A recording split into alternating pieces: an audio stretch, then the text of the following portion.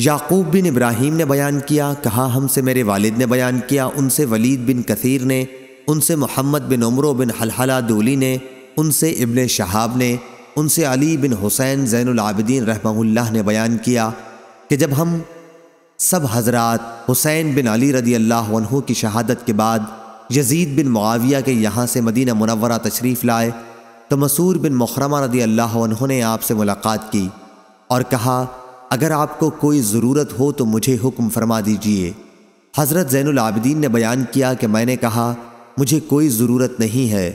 پھر مسعور رضی اللہ عنہ نے کہا تو کیا آپ مجھے رسول اللہ صلی اللہ علیہ وسلم کی تلوار عنایت فرمائیں گے،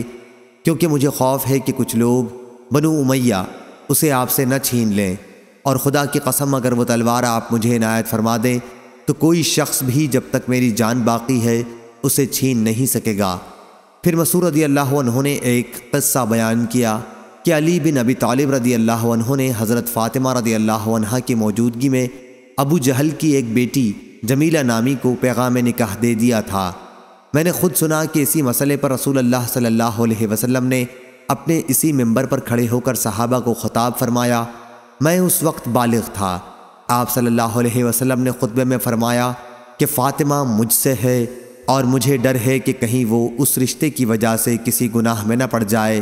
کہ اپنے دین میں وہ کسی فتنے میں مبتلا ہو۔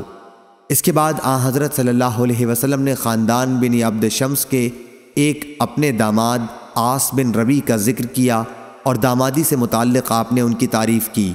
آپ نے فرمایا کہ انہوں نے مجھ سے جو بات کہی سچ کہی، جو وعدہ کیا اسے پورا کیا۔ میں کسی حلال یعنی نکاح ثانی کو حرام نہیں کر سکتا اور نہ کسی حرام کو حلال بناتا ہوں، لیکن اللہ کی قسم رسول اللہ صلی اللہ علیہ وسلم کی بیٹی اور اللہ کے دشمن کی بیٹی ایک ساتھ جمع نہیں ہوں گی۔ صحیح بخاری حدیث نمبر 3110۔